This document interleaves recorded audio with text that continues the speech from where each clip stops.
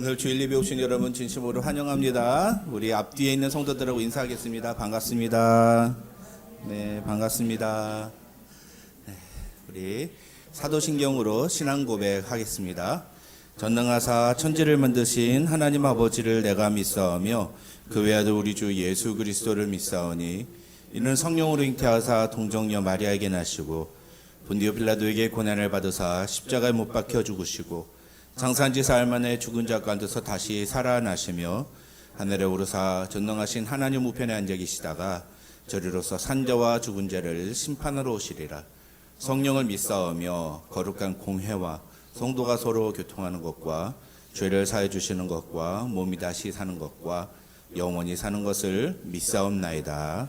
아멘. 아멘. 우리 함께 찬양하겠습니다. 주 예수보다 더 귀한 것은 없네. 함께 찬양하겠습니다.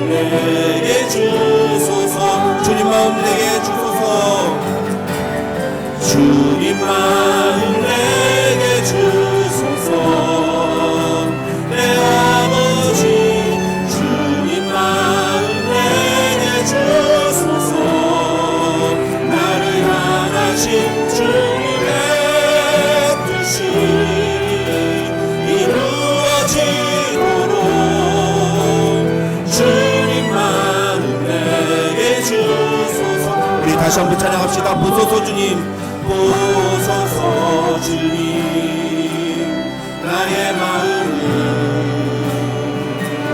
선한 것 하나 없습니다. 그러나 내 모든 것 주께 드립니다. 사랑으로 안으시고 날 새롭게 하소서. 주님 마음 내게 주소서. 내 아버지 주님 마음 내게 주소서. 나를 향하신 주님의 뜻이 이루어지도록 주님 마음 내게 주소서. 주님 마음 내게 주소서. 주님 마음 내게 주소서. 내 아버지 주님 마음 내게 주소서. 나를 향하신 주님의 뜻이 이루어지도록 주님 마음 내게 주소서. 내게 사랑을 가르치소서. 내게 사랑을 가르치소서. 당신의 마음으로 용서하게 하소서. 주의 성령 내게 채우사 주의 길 가게 하소서. 주님 당신 마음 주소서. 주의 성령 내게 채우사 주의 성령 내게 채우사 주의 길 가게 하소서. 주님 당신 마음 주소서. 주님 마음 내게 주소서. 주님 마음 내 우리 두 손 들고 찬양합시다. 내 아버지 주님 마음 내게 주소서. 나를 향하신 주님의 뜻이 이루어지도록 주님 마음 내게 주소서. 주님 마음 내게 주소서. 주님 마음 내게 주소서. 내 아버지 주님 마음 내게 주소서. 나를 향하신 주님의 뜻이 이루어지도록 주님 마음 내게 주소서. 주님 마음 내게 주소서. 주님 마음 내게 주소서. 내 아버지 주님 마음 내게 주소서. 나를 향하신 주님의 뜻이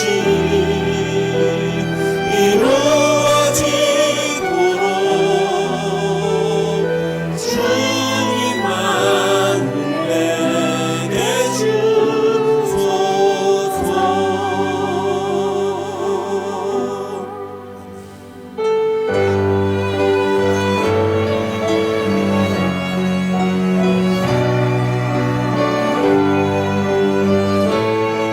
우리 이 시간에 다 같이 한번 일어서서 함께 찬양하겠습니다. 모든 이름 위에 뛰어난 이름 예수는 주. 예수는 주. 모든 무릎 꿇고 경배를 드리세. 예수는 만유의 주님. 모든 이름 위에 뛰어난 이름. 모든 이름 위에 뛰어난 이름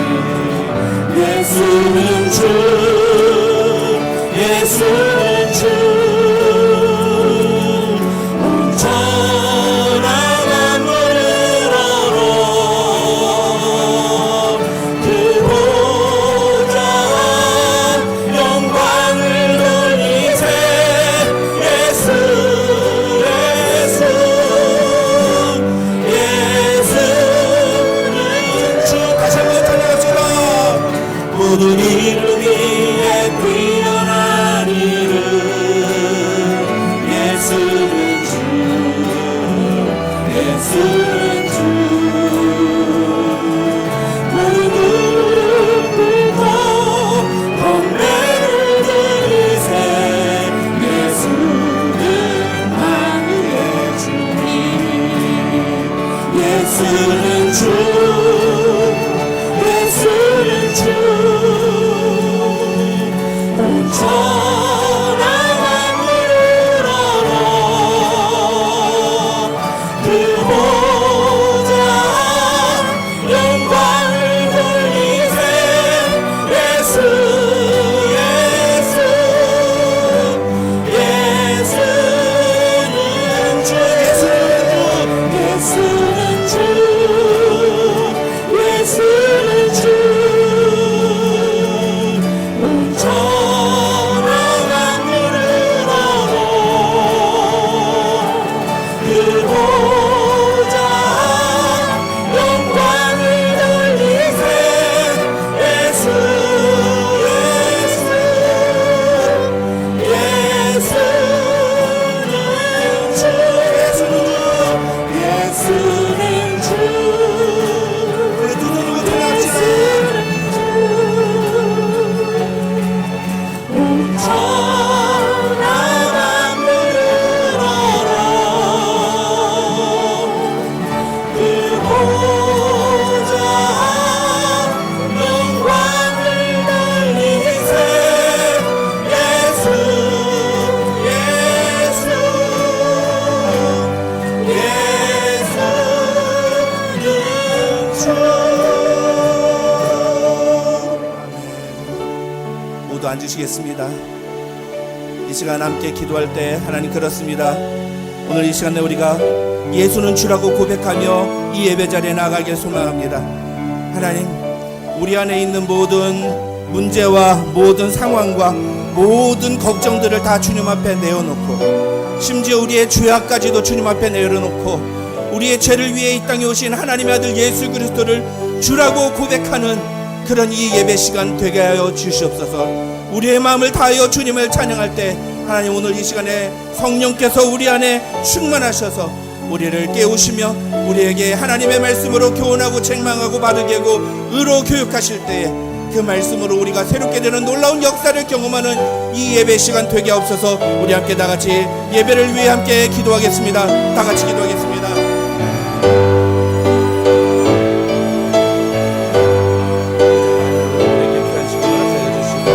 아버지 하나님, 오늘도 우리의 마음속에 하나님의 영광을 주시고 감사합니다. 하나님, 우리의 마음과 생각을 주님 앞에 올려드립니다.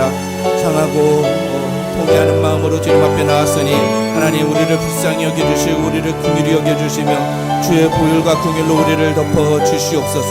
아버지 하나님, 이 시간에 주님만이 우리의 소망이라고, 예수 외에는 우리에게 소망이 없다고 주님 간절한 마음으로 주 앞에 나온 사랑하는 성도들을 주님 붙잡아 주시고, 오늘도 상한 마음을 주 앞에 내어놓을 때 하나님 주의 성령으로 우리를 위로하시며 우리를 채우시며 우리를 인도하시는 놀라운 은혜를 경험하는 이 예배 시간 될 수 있도록 하나님 도와주시옵소서. 예배원 한 사람도 그냥 가능한 은이 없도록 도와주시고, 예배 시정을 주님께 곁에 성령께서 주관하시사 하나님의 영광이 나타나는 예배 시간 될 수 있도록 하나님 도와주시옵소서.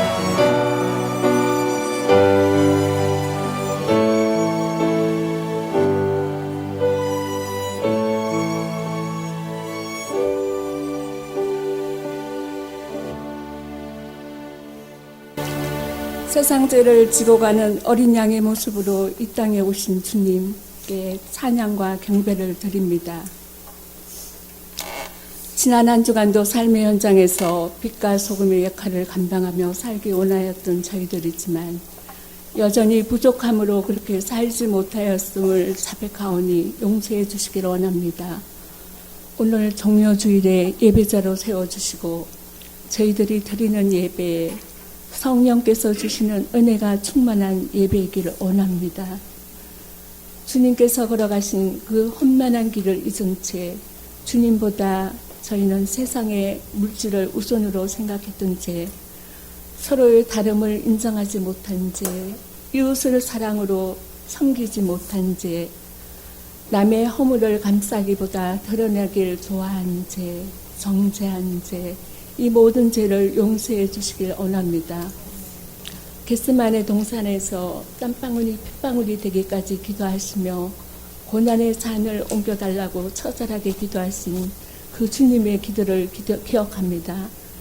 저희의 죄 때문에 갈보리 언덕에 십자가 지신 주님을 기억하며 저희의 삶 속에 그리스도를 주인으로 인정하며 날마다 살아가게 하시어 여전히 아직도 무지함으로 주님을 알지 못하는 저들에게도 주님의 긍휼하심이 있으시기를 간절히 원합니다. 한 주간의 고난 중화를 통하여 주님의 깊으신 사랑을 체험하게 하시며 세상의 유혹과 어둠의 세력에 억눌려 고통당하는 이웃들에게도 이 땅의 빛이요 생명 되신 우리 주님을 기쁨으로 전하는 저희로 인도해 주시길 간절히 원합니다. 주님 또한 중동의 전쟁으로 혼란 가운데 있는 것 아시죠? 주님의 간절한 도움을 원합니다. 저희 교회가 섬기는 선교사님들의 안성과 필요를 채워주시어 날마다 승리하는 삶으로 살아가도록 인도해 주시기를 원합니다.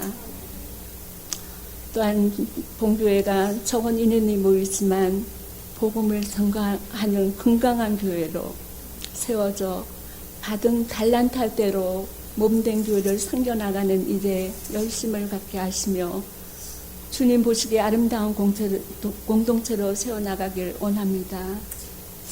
또한 건강의 회복을 위해 기도하는 기도에 응답해 주시며 오늘도 전해주시는 목사님의 말씀에 능력의 말씀으로 저희들을 받아들여져서 한 주간도 승리하는 삶으로 인도해 주시기를 원합니다. 이 모든 강구 어둠과 사망 권세를 이기시고 오실 예수님의 이름으로 기도드립니다. 아멘.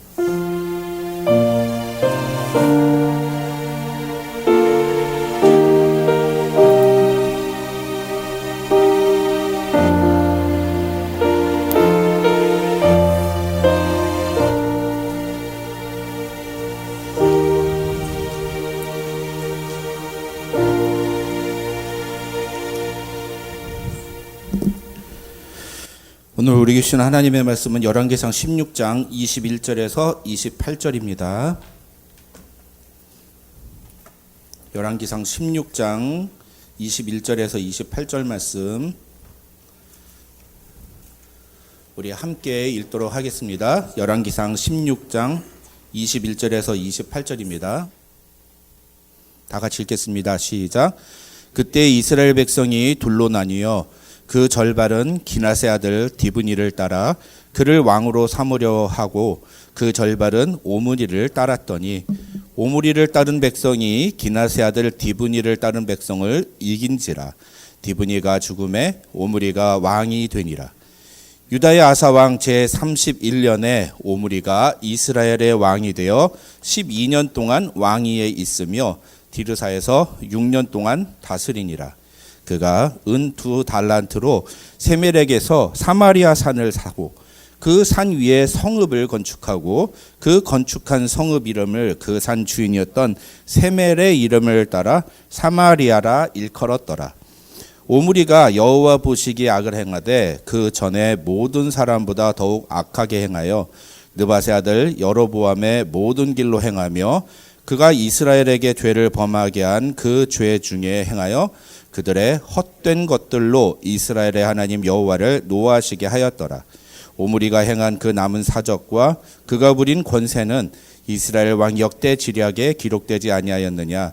오므리가 그의 조상들과 함께 잠에 사마리아에 장사되고 그의 아들 아합이 대신하여 왕이 되니라. 아멘. 아멘. 함께 읽은 본문 말씀 가지고 권세를 부린 사람, 대단한 권세를 부린 사람이라는 제목으로 하나님의 말씀 살펴보겠습니다. 오늘은 북이스라엘의 제6대 왕인 오므리에 대해서 이야기하겠습니다. 오므리는 쿠데타를 일으켜서 왕이 된 시므리를 죽이고 북이스라엘의 왕이 됐습니다. 지난주에 저는 그 16절을 가지고 16절에서 이스라엘의 무리가 진에서 군대 지휘관 오므리를 이스라엘의 왕으로 삼았다는 내용은 이것은 백성들이 중심이 돼서 오므리를 왕으로 세운 것이 아니라 시므리보다 훨씬 더 계급이 높았던 오므리가 자기 스스로 왕이 되겠다고 해서 그 밑에 있는 부하들이 그 오므리를 따라간 것이다, 이렇게 말씀을 드렸습니다. 이거에 학자들이 훨씬 더 이게 이럴 가능성이 높다, 그렇게 말씀을 드렸죠. 그러니까 어떻게 보면 오므리 역시도 쿠데타로, 반정으로 이제 왕위를 잡은 사람이다, 이렇게 볼 수가 있습니다. 그런 주장을 뒷받침하는 내용이 바로 오늘 본문 21절입니다. 여러분 21절을 보시면 시므리가 죽었지만 오므리는 곧바로 북이스라엘의 왕이 되지 못합니다. 왜냐하면 백성들 중에 절반가량은 오므리를 왕으로 인정할 수 없다, 이렇게 하고 대신에 일반 시민 중에 이 사람이 누군지 잘 몰라요. 이 사람이 어떤 사람인지 정확한 자료가 없습니다. 그래서 하지만 그 이름만 남아 있는데 그 사람의 이름이 디브니라는 사람이 이 디브니를 왕으로 세우려고 했다, 이렇게 성경에 자료가 남아 있습니다. 그래서 이 오므리가 쿠데타를 일으켜서 왕권을 잡으려고 했지만 사실은 북이스라엘이 한 4년 정도 이렇게 서로 내전 상태에 벌어지게 됩니다. 백성들이 지지하는 디브니와 권력, 군부의 힘을 갖고 있는 오므리, 이렇게 둘이 서로 내전을 펼치게 됩니다. 누가 더 왕에 어울립니까? 군력을 가진 사람입니까? 아니면 백성들의 지지를 받은 사람입니까? 이거 이제 시대의 가치에 따라서 달라지는 거예요. 누가 더 왕에 어울리는가는. 전통적인 어떤 그 가치에 따르면은 권력을 가진 군부를 사로잡은 사람이 왕의 자리에 앉는 것들이 대부분입니다. 그리고 이 디브니는 어떤 면에서 지금 현대 시대에 어울리는 지도자라고 할 수 있겠죠. 근데 어쨌든 간에 그렇게 둘이서 서로 싸웠습니다. 하지만 결국 22절을 보시면 오므리는 디브니를 죽여요. 그리고 디브니를 따르던 백성들을 제압을 하고 이제 완전히 그 북이스라엘을 평정을 하게 됩니다. 그래서 23절을 보시면은 오므리는 유다의 아사 왕 제 31년에 북이스라엘의 왕이 돼서 그로부터 약 12년 동안 북이스라엘을 다스렸다, 이렇게 성경은 말합니다. 이 오므리에 대한 내용 중에 가장 중요한 내용은 뭐냐라면요, 그것은 바로 이 사마리아 성을 건축한 거예요. 예. 오므리가 사마리아 성을 건축한 이후부터 북이스라엘은 이 사마리아를 수도로 삼게 됩니다. 23절을 보시면 오므리는 여로보암 왕 말기부터 북이스라엘의 수도였던 디르사에서 6년간 북이스라엘을 다스렸다, 그렇게 기록이 나와요. 그러니까 처음부터 사마리아 성을 건축한 건 아니에요. 디르사에서 그래도 그냥 북이스라엘을 다스리고 있었는데 문제는 뭐예요? 지난주에 우리가 뭐 배웠어요? 시므리가 왕궁을 불태웠어요. 디르사에 있는 왕궁을 불태웠다고요. 그러면 뭐 거기서 어떻게 그 나라를 다스리냐 하겠지만, 학자들은 시므리가 왕궁 전체를 태운 건 아니라 왕궁의 주요 시설들을 이제 좀 몇 채를 불을 태웠다. 나머지 나라를 통솔하는 데 필요한 공간은 어느 정도 확보가 돼 있었기 때문에 거기서 오므리가 북이스라엘을 다스렸다, 6년 동안이나 북이스라엘을 다스렸다, 이렇게 설명을 합니다. 하지만 6년 뒤에 오므리는 그 디르사를 떠나기로 결정을 하죠. 그리고 찾은 곳이 바로 사마리아라는 산이었어요. 그건 한 개인의 소유였습니다. 개인의 땅이었어요. 산이에요, 산. 근데 그 산을 깎아가지고서는 거기다가 성벽을 짓기 시작하는 거죠. 성을 쌓습니다.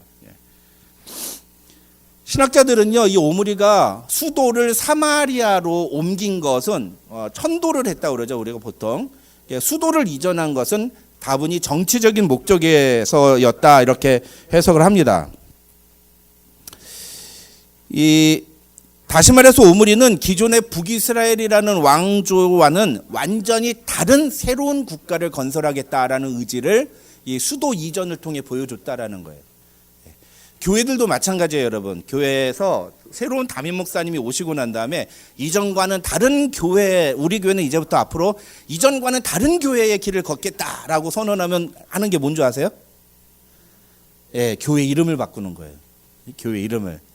교회 이름을 바꾸든지 아니면 교회를 이사를 가든지. 근데 교회 이사 가는 건 뭐 보통 그 목사님이 계속 있으면서도 좋은 장소 찾아서 이사 가기도 합니다.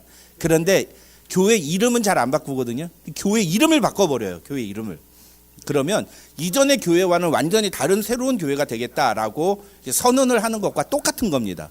그런데 나라 같은 경우에는 나라 이름을 바꾸잖아요. 고려에서 조선으로 이런 막 바꾸잖아요.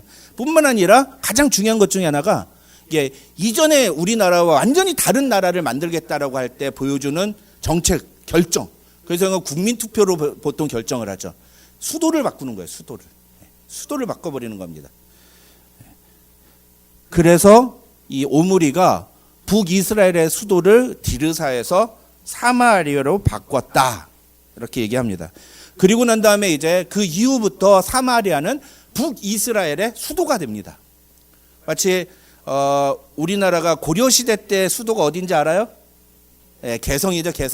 개성이었는데 이성계가 장군이에요. 이성계도 장군. 이성계가 쿠데타를 일으켜가지고서는 조선이라는 나라를 다시 세우죠. 그런 다음에 어떻게 해요? 수도를 이전에 어디로? 한양으로. 한양. 네, 한양이라는 곳으로 수도를 이전해 버립니다. 완전히 기존의 고려와는 다른 나라를 만들겠다라는 의지를 표현을 하는 거죠.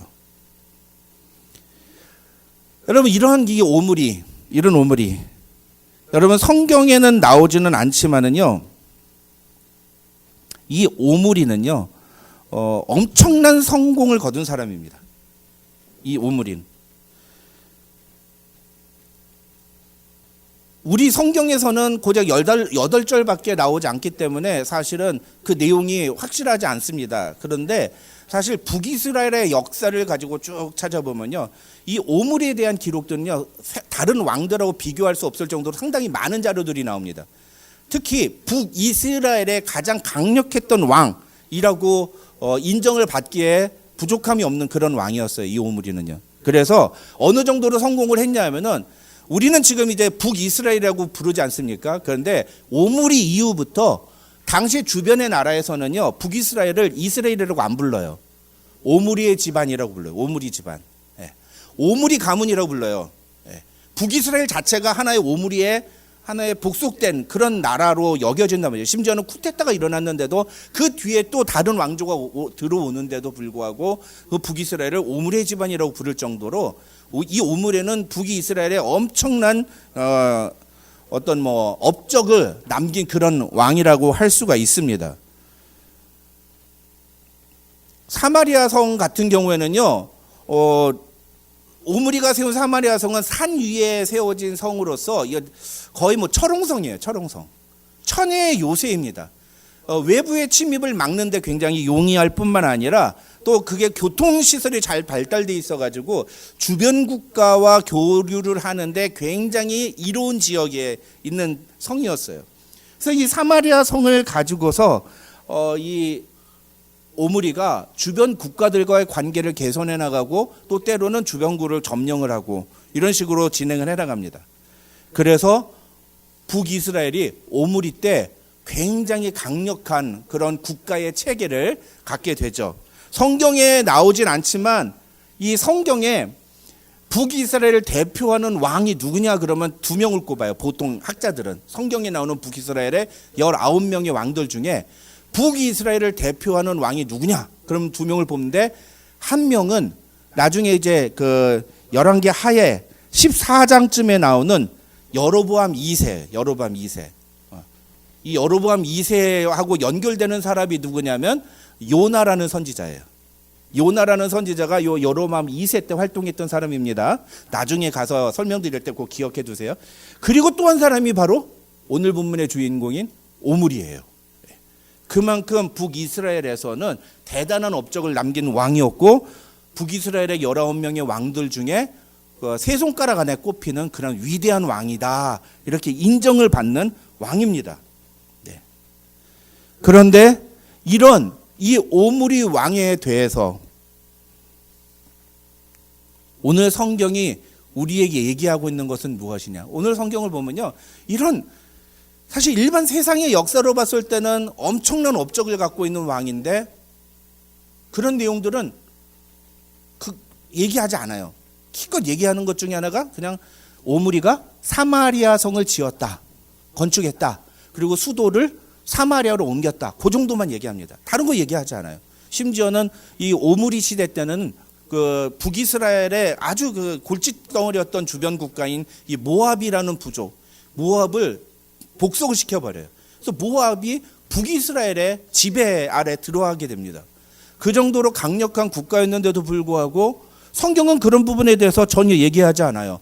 오히려 북이스라엘의 그 위대했던 오므리 왕에 대해서 성경이 얘기하는 것은 25절, 26절 이 내용뿐입니다. 오므리가 여호와 보시기에 악을 행하되 그 전에 모든 사람보다 더욱 악하게 행하며 느밧의 아들 여로보암의 모든 길로 행하며 그가 이스라엘에게 죄를 범하게 한 그 죄 중에 행하여 그들의 헛된 것들로 이스라엘의 하나님 여호와를 노하시게 하였더라. 중요한 건 뭐냐면 외형적으로 봤을 때 오므리는 정말 성공한 왕이었어요. 역사적으로 길이 남을 만한 왕이었다고요. 그런데 그런 오므리 왕에 대해서 성경은 침묵합니다. 자세하게 얘기하지 않아요. 그냥 오므리가 사마리아를 수도로 옮겼다, 이 정도만 얘기를 하고 끝난단 말이죠. 그 대신에 성경은 이 오므리 왕에 대해서 뭐라고 한다고요? 오므리가 그 전에 모든 사람들보다 더욱 악하게 행했다, 이렇게 표현한다고요. 그래서 하나님의 진노를 받았다. 그게 성경의 평가예요. 오므리에 대한 평가입니다. 여기서 오므리가 그 전에 모든 사람보다 더 악을 행했다라는 표현은 단지 여로보암이 만들어 놨던 그 우상 숭배 시스템을 따라갔다라는 의미 정도가 아니에요. 그래서 우리가 어떤 그 성경에 나오는 왕들에 대해서 우리가 살펴볼 때는 이 세속적인 역사에서 이 왕에 대해서 어떻게 평가를 하는가에 대해서 좀 살펴볼 필요들이 있습니다. 이 오므리가 했던 중요한 정책 중에 또 하나, 오늘 본문에는 나오지 않지만 그게 이게 아까 말한 대로 그 이전의 왕들보다, 이전의 사람보다 더욱 악하게 행했다는 표현에 함축되어 있는, 숨어 있는 아주 중요한 사실이 뭐냐면은 오므리는 우상 숭배를 국가 시스템화하는 사람이에요. 여로보암은 제단을 쌓고 거기다 금송아지를 만들었지만 뭐라고 그랬어요? 이 금송아지가 이것이 너희를 애굽에서, 너희의 조상들을 애굽에서 인도해낸 신이다, 여호와다라고 했어요. 그러니까 잘못된 예배를 드린 거예요. 잘못된 예배를. 그런데 오므리는 아예 그게 아니라, 여호와를 믿는 게 아니라 아예 주변 국가들이 믿고 있었던 우상 숭배를 이스라엘 안으로 끌어들인 사람이에요. 그리고 그것을 제도화하고 시스템화해서 법으로 제정해가지고 북이스라엘 사람들이 우상 숭배에 참여하도록 동원했던 사람이란 말이에요. 그래서 미가서 6장 16절에 보면 이런 표현이 나옵니다. 너희가 오므리의 율례와 아합 집의 모든 예법을 지키고 그들의 전통을 따르니라고 돼 있어요. 이게 무슨 얘기냐? 오므리와 아합이 북이스라엘에서 우상 숭배를 법으로 제정했다는 거예요. 그래서 그 법을 따르지 않으면 불법이 되니까 처벌을 받게 하는, 뭐 어떤 처벌을 받았는지는 잘 모르겠습니다만 어쨌든 오므리는 이렇게 우상 숭배를 하나의 국가적인 법으로 제정을 해서 백성들로 하여금 우상 숭배를 강제적으로 하게 만든 그런 왕이었다라는 거죠. 심지어 대부분의 신학자들, 대부분의 목회자들이 이 북이스라엘의 19명의 왕들 중에 가장 악한 왕이 누구냐, 가장 심각한 왕이 누구냐 그러면 오므리의 아들 아합을 꼽습니다. 오므리의 아들 아합을 꼽는데 주저하지 않아요. 그런데 그럼에도 불구하고 이 아합보다 더 심각한 사람이 누구냐? 오므리다. 왜? 아합이 그렇게 악한 왕이 될 수 있었던 것은 아버지인 오므리가 모든 걸 다 세팅해 놓았기 때문이다, 이렇게 해석을 합니다. 아버지가 문제인 거예요. 아버지가, 이 오므리 아버지가 모든 걸 다 만들어 놓은 거예요. 그러니까 아들 아합은 아버지가 만들어 놓은 터전에서 그냥 쭉 걸어가기만 했던 거예요. 심지어는 아합의 부인이 누구예요? 이세벨 이런 나중에 이제 나옵니다. 아주 무서운 여자예요. 어마어마한. 근데 그 이세벨이라는 그 여자, 이 사람은요 두로의 그 바알 종교의 제사장이에요. 여사제예요, 여사제. 그런데 그랬던 이세벨하고 아합이 결혼을 할 수 있었던 게 뭐냐? 바로 오므리가 북이스라엘 바로 옆에 있었던 두로라는 나라와의 관계를 교류를 하고 외교적인 어떤 정책 때문에 정략 결혼을 시켰기 때문에 그 일이 가능했다. 그렇게 해석을 하는 거죠. 여러분, 이방 국가들과 정략 결혼 때문에 패가 망신한 사람 기억나십니까? 그렇죠. 솔로몬. 제가 말씀드렸습니다. 솔로몬은 절대로 존경할 만한 왕이 아니라고요. 많은 사람들이 솔로몬과 막 지혜, 막 하나님께 지혜를 해서 막 1,000번째 들어가지고 막 하나님께 축복받은 왕처럼 생각하는데 아니라고요. 그 사람 끝이 완전히 비참하게 하나님으로부터 멀리 벗어나가지고 하나님이 네가 나를 버렸기 때문에 나도 너를 버린다 이렇게 선언받은 사람이에요. 무서운 사람입니다. 무서운 인간의 그 끝을 보여준 인물, 절대 본받아서는 안 되는 인물이 솔로몬이에요.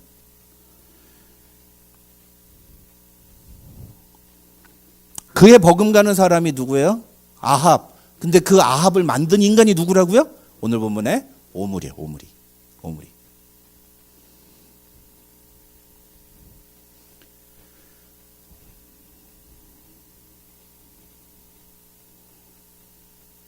세상적으로 볼 때 오므리는 위대한 통치자입니다.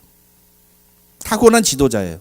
국가를 빠르게 안정시키고 정치적으로나 외교적으로 탁월한 능력을 발휘해서 북이스라엘을 강력한 국가로 만든 왕입니다. 외교적으로도 탁월한 능력을 발휘해서 북이스라엘을 강대국으로 만들었어요. 얼마나 좋은 왕입니까? 그렇죠?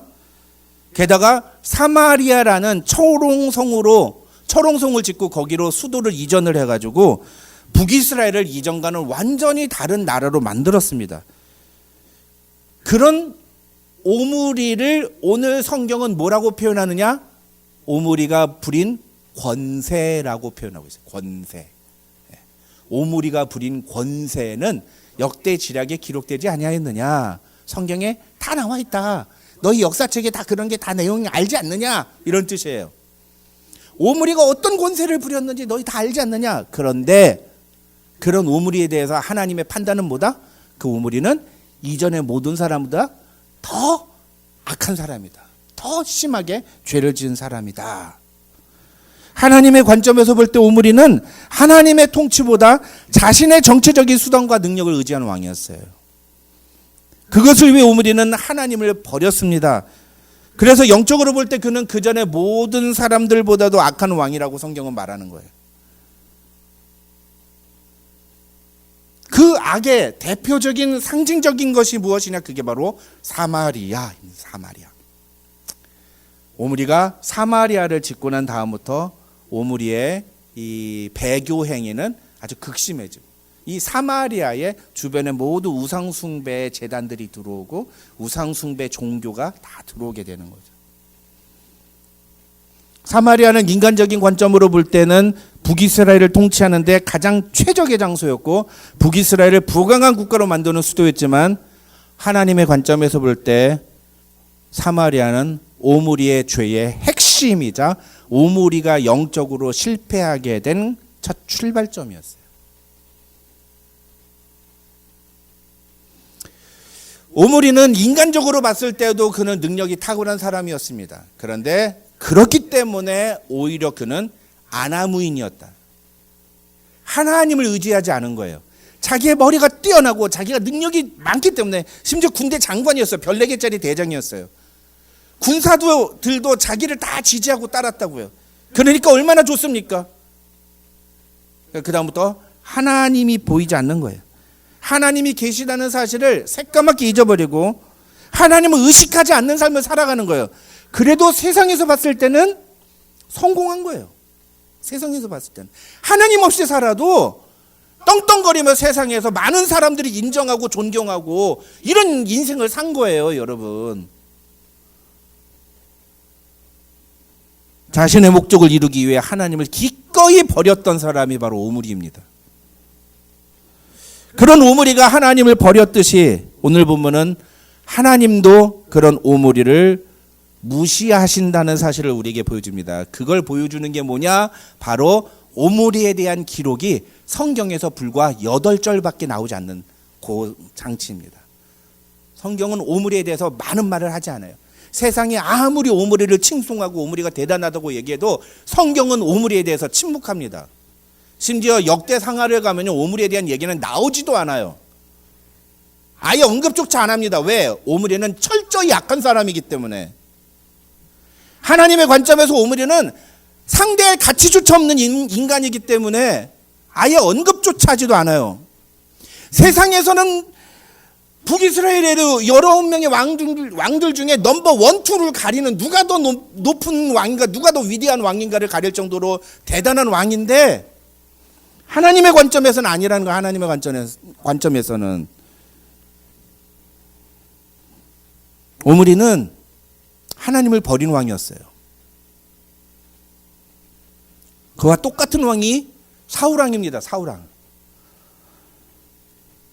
사무엘상 15장을 보면 사울왕은 하나님께서 아말렉을 치라고 그러면서 아말렉의 모든 걸 다 죽여버려라.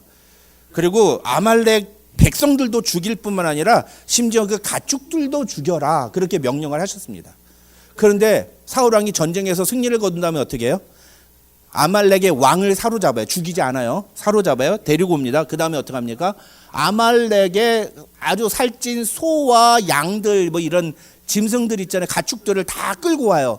그래서 군대가 돌아오는데 갑자기 진 안에 막 이런 소리가 막 나는 거예요. 그 사무엘 선지자가 와가지고 갑자기 아니 이게 무슨 소리야? 그러고 나가봤더니 막 군사들이 오는데 막 소랑 막 이런 걸 끌고 오는 거예요. 사무엘이 사울왕한테 이게 도대체 뭡니까? 뭐라고 그래요? 내가 전투를 치르고 나니까 저 아말렉 놈들이요 글쎄 하나님께 드리면 좋은 제물들을 저렇게 갖고 있잖아요. 그래서 하나님께 제물을 드리려고 저걸 또 가져왔습니다. 얼마나 좋아요. 하나님께 드린다는데. 그렇죠? 그런데 그런 사울 왕에 대해서 하나님이 또 사무엘이 뭐라고 평가합니까? 왕이 여호와의 말씀을 버렸으므로. 무슨 얘기예요? 하나님의 말씀대로 순종하지 않고 자기 마음대로 행동했으므로 여호와께서도 왕을 버려 앞으로 왕이 되지 못하게 하실 겁니다. 끝난 거예요. 그 사건 하나로 끝난 겁니다. 물론 그거 하나 때문에 그런 건 아니에요. 그 이전에도 그런 일이 또 있었기 때문에 이게 상습범인 거예요. 상습범. 사울왕이 계속 하나님이 말씀하신 데에서 아주 살짝 자기 마음대로 행동하네. 하는 척하면서 살짝 자기 마음대로 행동하네. 네가 나를 버려? 난들 너를 못 버리겠느냐? 옛날에 그런 노래 있는 것 같아. 네가 나를 버리는데 아닌가? 아무튼 오므리가 그랬다. 오므리가 그런 사람이었어. 오므리가 하나님을 버리는. 그러니까 하나님도 오므리를 버리신.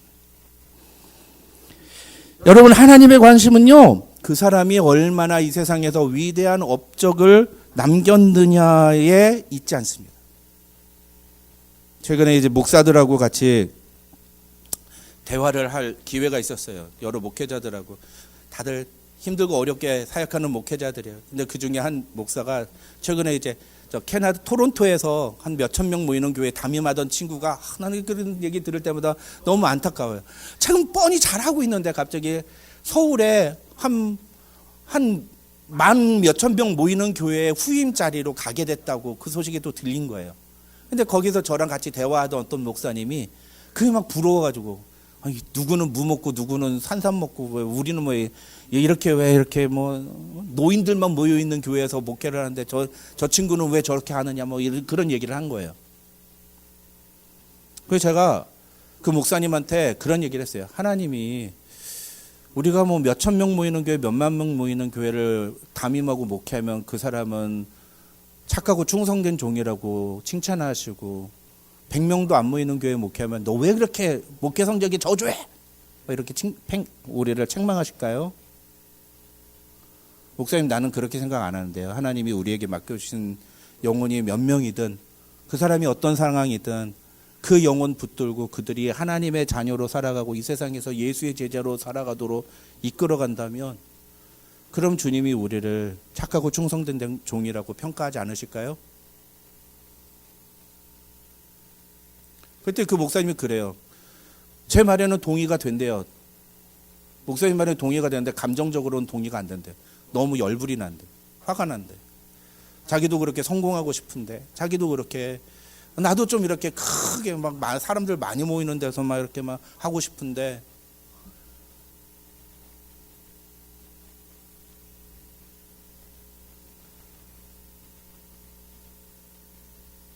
하나님이 중요하게 여기시는 것은 그 사람이 이 세상에서 어떤 업적을 남겼느냐가 아니에요. 하나님은 그 사람이 어느 방향으로 걸어갔느냐, 무엇을 향해 걸어갔느냐를 주목하고 보십니다. 그런 관점에서 볼 때 오므리는 능력은 뛰어나지만 방향이 틀린 길로 걸어갔던 사람이에요. 우리는 그 사람을 가리켜서 위험한 사람이라고 해요. 위험한 사람. 오므리는 잘못된 방향으로 자꾸 걸어갔던 거예요. 그래서 그 사람은 다른 사람들보다 훨씬 더 하나님을 진노하게 만든 사람이 된 것입니다. 이러한 오늘 본문이 우리에게 주는 메시지는 무엇이냐? 우리는 무엇을 중요하게 여길 것인가를 결정해야 된다는 거죠. 세상에서의 성공인가? 아니면 하나님 보시기에 좋은 평가인가? 어느 게 우리에게 더 중요하냐는 거예요. 어느 게. 어저께 우리 그 예성이가 아주 좋은 소식을 저한테 알려줬어요. 학교에서 이제 여러 고등학생들이 우리 UCI인가? UCI 맞죠? 네, UCI에서 하는 무슨 그 프로젝트 무슨 그 프로그램이 있대요. 친구들이 막 지원을 했나 봐요. 근데 우리 예성이 혼자 됐어요. 그래서 한 달 동안, 그래서 저한테 그 얘기를 하는 거예요. 목사님, 저 한 달 동안 교회 못 와요. 가서 숙박하면서 이제 공부를 하는 거예요. 우리 예성이가 앞으로 천체 물리학, 우주 막 이쪽을 공부하고 싶은 꿈이 있거든요. 근데 그 학교에서 그런 프로그램이 있는 거예요. 앞으로 잘하는, 공부 잘할 것 같은 애들, 똘망똘망한 애들 데려다가 이제 공부시키고 키우겠다라는 거죠. 거기에 뽑힌 거예요. 얼마나 대단해요. 축하하는 거죠. 야, 나 잘했다, 야. 근데 제가 이제, 그럼 교회는? 저 목사잖아요. 목사는 그런 거 물어봐도 되죠? 예? 여러분이 그런 거 안 물어보셔도 저는 그런 거 물어봐야 되잖아요. 그래서 제가 예상해, 야, 교회는 어떡할 거야? 저 교회 못 가요. 원먼스 교회 못 가요. 그러는 거예요. 그런 게 어딨어? 뭐 거기서 뭐 밖으로 나가지, 캠프 밖으로 원먼스 동안 밖으로 못 나간다고 해. 야, 세상에 한국에서도 그러면 그 불법이야. 하물며 미국에서 썬데이에 교회도 못 가게 한다고? 그게 가능한 일이야? 그랬더니 애가 자신이 없어졌어. 그럼 이러는 거예요. 그래서 어저께 이제 같이 밥을 먹을 시간이 있어서 밥 먹으면서 제가 쟤한테 그런 거예요. 야, 예성아, 목사님이 있잖아. 옛날에 군대 다닐 때 제가 방위 출신이거든요. 6개월 방위. 근데 주일날 훈련이 잡힌 거예요. 그래서 저 짝대기 하나 2등병 때. 근데 제가 대장님한테 가가지고, 대장님, 저는 주일날 교회 갔다 와야 됩니다. 그랬어요. 군인인데. 그래서 제가 그 얘기를 쟤한테 해준 거예요. 목사님이 주일날 일요일인데 훈련이 있는데 저는 교회 갔다 오겠습니다. 다들 말렸어요. 제 군대 전들이. 하지 말라고. 너 이씨 미쳤냐고. 죽을려. 너 잘못하면 영창 간다고. 그래, 나는 영창을 가더라도 나는 내가 안 그래도 내 전공이 시얼로지인데, 신학인데, 저는 그래도 주일날 예배는 드리고 훈련에 참여해야 되겠습니다. 우리 대대 역사상 일요일 훈련에 유일하게 빠진 사람이 저예요. 대장이 저만 싹 빼가지고, 야, 아무도 얘 교회 가는 거 갖고 뭐라고 그러지 마. 얘 교회 간다. 그래서 저만 빼줬어요. 그리고 그 다음 훈련부터는 너도 나도 나와서 저 교회 가야 됩니다. 나오기 시작하는 거예요. 제가 빠져나오니까. 그래서 제가 예성이한테 그런 거예요. 예성아, 너 거기 학교 그거 된 건 정말 축하할 일인데 너 신앙에 대해서는 분명하게 얘기를 해야 된다. 너 그거 학교 선생님이나 누구한테 얘기해서 나는 주일날은 교회를 가야 된다고, 주일날은 예배를 드려야 된다고 너의 신앙을 분명하게 고백해야 된다. 너 그거를 양보하면, 거기서부터 양보하면 너는 세상에 너는 양보할 것 천지 삐까리다. 너 거기서부터 양보하면 안 된다. 제가 그렇게 얘기를 했어요. 들을지 안 들을지는 모르겠어요. 오늘 설교가 좋은 기준이 되길 바라요. 오므리는 어떻게 했다고요? 주일날 지 하고 싶은 거 했다고요. 왜? 그게 자기의 성공을 향한 길이니까. 저는 대학 다닐 때 한 번도 아르바이트를 해본 적이 없어요. 뭐 접시 닦기, 가서 그 음식 나르는 서빙 하다 못해 공사판에 가서 집 나르는 것도 못했어요. 왠 줄 아세요? 수요기도에 참석해야 되고 금요일 금요철야 가야 되고 토요일 날 예배 준비 가야 되고 주일 날 예배 드려야 되니까 그 나흘을 교회를 가야 되는데 그 시간들 빼면은요 일을 못 하겠는 거야. 일을 못 하겠는 거야. 아르바이트를 한 번도 해본 적이 없어요.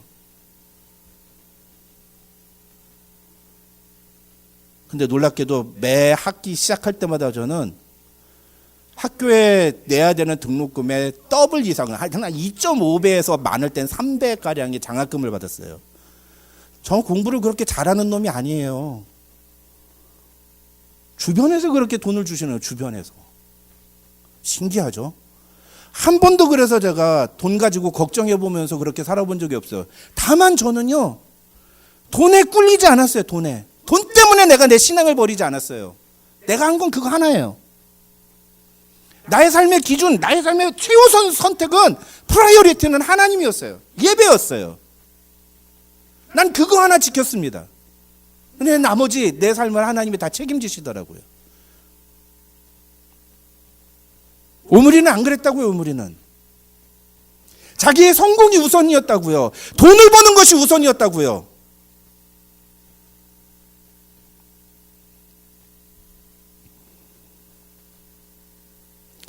우리도 마찬가지입니다. 이 세상에서 성공을 선택할 것인가 아니면 하나님 보시기에 올바른 삶을 선택할 것인가.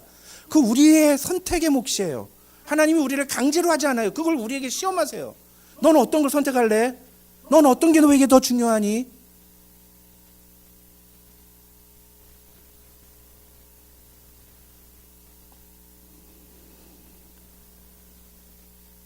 예수님은 만왕의 왕, 창조주 하나님이십니다. 하나님의 아들이세요. 그런 하나님의 아들이신 예수께서 이 땅에 오실 때에 세상 사람들도 그분의 존재를 알았어요. 그래서 예수님 탄생하실 때 동방에서 온 박사들이 뭐라고 했습니까? 유대인의 왕으로 나신 이가 어디 계시뇨라고 물었잖아요. 근데 정작 그 예수님 어디 계셨습니까 그때? 아무도 생각 못했어요. 말구유에서. 베들레헴에 있는 어느 가나안 작은 여구 안에 있는 작은 방에서 태어나서 말구유 위에 누워 계셨다고. 하나님의 아들이 그 비천한 모습, 아니 그냥 평범한 인간의 가정에서 태어나셔도 되는데 왜 그 말구유 위에 누워 계셨을까? 세상의 왕들은 적어도 죽을 때 그래도 자기 침대에서, 그래도 그 화려한 침대에서 화려한 그 옷을 입고 자신의 인생의 마지막을 맞이했습니다. 그런데 예수님 죽으실 때 예수님 머리 위에 뭐라고 쓰였어요? 똑같이 유대인의 왕 예수라고 쓰였어요. 편말이에요. 유대인의 왕 예수. 태어나실 때도 유대인의 왕으로 인정받았고 돌아가실 때도 유대인의 왕으로 인정받았어요. 예수님은. 그런 유대인의 왕이셨던 예수님 어떻게 죽으셨어요? 십자가 위에서 온몸이 찢겨지고 다 발가벗겨지고 수치와 모욕을 다 감당하시고 죽으셨다고요. 하나님의 아들이신 예수님이 왜 그렇게 죽으셨을까요? 예수님에게 중요한 건 자신이 어떤 대접을 받느냐가 아니었기 때문이에요. 예수님에게 정말 중요한 건 이 세상에서 자기가 어떤 존재로 인정받느냐. 그렇게 예수님이 십자가 위에 달리실 때 밑에 있던 사람들이 뭐라 합니까? 야 예수야, 너 거기서 내려와봐. 네가 하나님의 아들이라며. 너 거기서 내려오면 내가 이제는 내가 너를 하나님의 아들이라고 믿어줄게. 얼마나 좋은 기회입니까? 예수님이 하나님의 아들로 인정받기에 최적의 시간 아니에요? 근데 예수님은 그냥 그 수치와 모욕을 다 감당하면서 그 십자가 왜 죽으신단 말이에요? 왜? 거기서 죽으셔야 우리의 죄를 사하시는 대속 제물이 되시기 때문에. 예수님에게 중요한 건 그거였다는 거예요. 그런 예수님을 성경은 뭐라고 표현하는 줄 아세요? 빌립보서 2장 9절부터 11절입니다. 다 같이 읽겠습니다. 시작. 이름으로 하나님이 그를 지극히 높여 모든 이름 위에 뛰어난 이름을 주사 하늘에 있는 자들과 땅에 있는 자들과 땅 아래에 있는 자들로 모든 무릎을 예수의 이름에 꿇게 하시고 모든 입으로 예수 그리스도를 주라 시인하여 하나님 아버지께 영광을 돌리게 하셨느니라. 아멘. 인간의 눈으로 보기에는 비참한 최후를 맞이한 한 남자였을지 모르지만 하나님은 그를 지극히 높여 모든 이름 위에 뛰어난 이름을 주시고 하늘에 있는 자들과 땅에 있는 자들과 땅 아래에 있는 자들로 모든 무릎을 예수의 이름 앞에 꿇게 하시고 모든 입으로 예수를 주라고 시인하게 만드셨습니다. 우리는 세상이 주목하는 오므리가 아니라 하나님의 뜻을 따라 사신 예수 그리스도를 따라가는 사람들입니다. 여러분 믿으시기 바랍니다.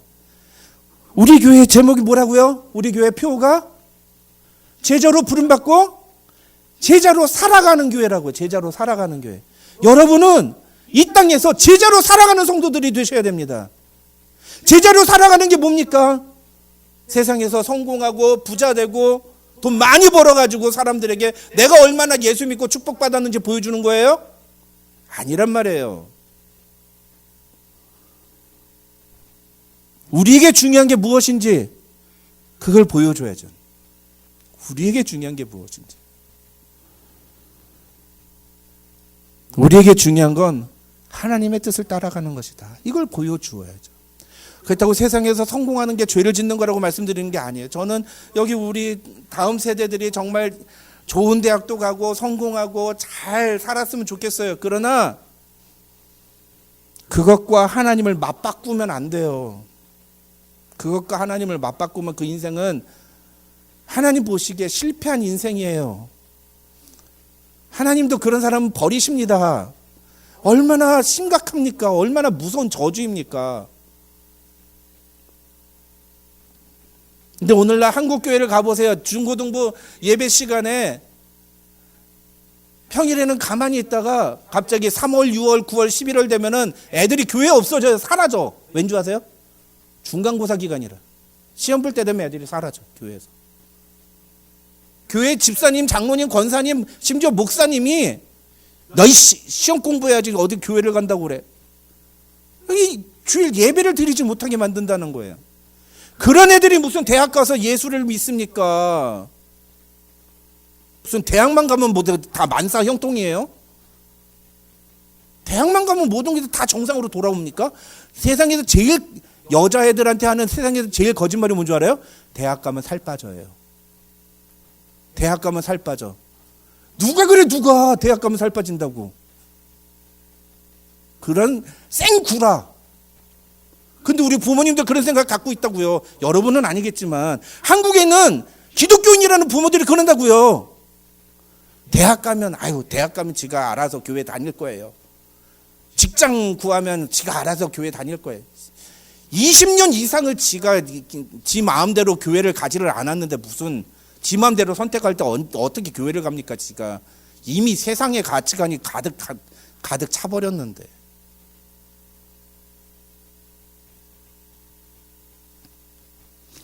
오므리가 건축한 사마리아는 오므리 최대의 업적이자 자랑거리였습니다. 그러나 하나님의 관점에서 볼 때 사마리아는 북이스라엘을 우상숭배 죄악으로 이끈 장소였습니다. 사마리아는 내 노력과 내 방법으로 이룬 금자탑이었어요. 오므리에게 있어서. 그러나 하나님의 관점에서 볼 때 그 사마리아는 최악의 모습이었습니다. 최악의 성과예요. 우리 이걸 알아야 돼요. 이걸 기억해야 돼요. 이거 잊으면 안 되는 겁니다. 그런데 안타깝게도 오늘날에도 수없이 많은 사람들이 자신만의 사마리아를 쌓아가느라 노력하고 있어요. 그게 학력이 될 수 있고, 성공이 될 수 있고, 돈이 될 수 있고, 평판이 될 수 있고, 명성이 될 수 있고, 목사들에게는 교인 수가 됩니다. 교인 수가.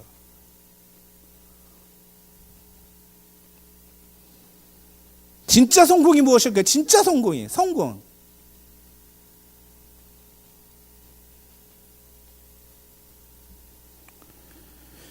세상은 우리가 얼마나 큰 사마리아 성을 쌓았는지를 주목하지만 하나님은 우리의 삶에 얼마나 예수의 흔적이 남아있는지를 주목하신다는 사실을 기억하시기 바랍니다. 우리가 얼마나 예수의 제자답게 살아가려고 노력했는지를 보세요. 그 속에서 우리가 흘린 눈물과 아픔과 억울함과 원통한 마음들 주님은 다 아십니다. 그리고 내가 너 안다. 너무 속상하지, 너무 힘들지, 너무 괴롭지, 내가 너 안다. 근데 네가 얼마든지 네 힘으로 살 수 있는데도 그거 선택하지 않고 나를 의지했어. 내가 너 책임져 줄게. 내가 너 책임져 줄게. 걱정하지 마라. 무엇 갖고 사시겠습니까? 우리 여기 이제 70 넘으신 할머니 할아버지들은 이제 뭐 이제 다 살았습니까? 아니요. 여러분 손주 손녀들의 이야기 계속 해주셔야 돼요. 할머니 할아버지가 이제 너희한테 해줄 마지막 말은 예수 잘 믿어라. 예수 잘 믿어라. 그 얘기 해주셔야 돼요. 얼마나 눈에 넣어도 안 아픈 손주 손녀 아닙니까? 만날 때마다 교회는 갔니? 지난주에 목사님 설교는 무슨 내용이었니? 물어보셔야 돼요. 우리 손주 손녀가 예수 잘 믿고 있는지 관심 가지셔야 돼요. 우리 애가 어느 대학 나고 우리 손주가 어느 대학을 나왔는지 그거보다도 우리 애가 신앙생활 잘하고 있는지 물으셔야 돼요.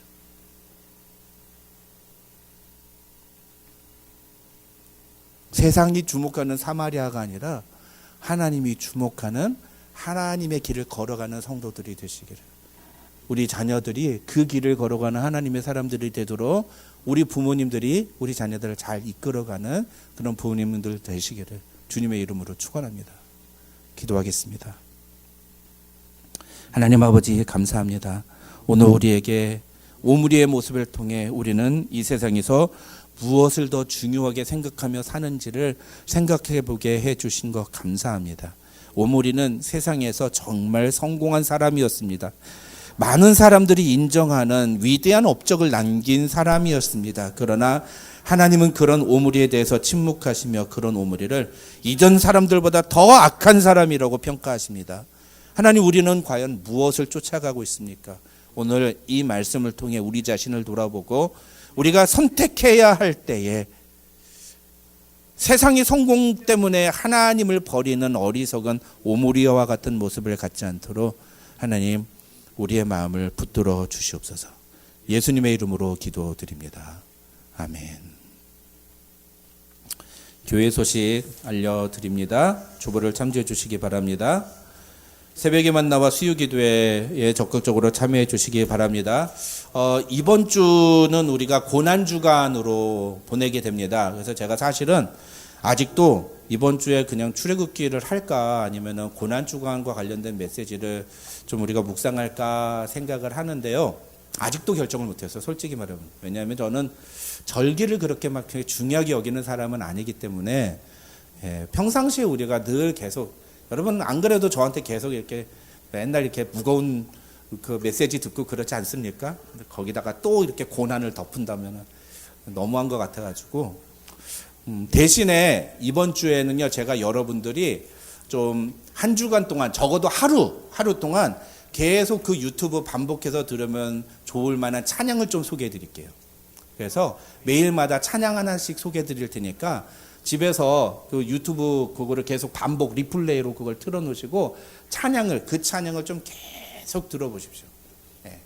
최소한 한 1시간 정도 이렇게 좀 이렇게 그 찬양을 계속 반복해서 들어보시다 보면은 하나님이 여러분에게 주시는 또 다른 은혜가 있으리라고 생각을 합니다.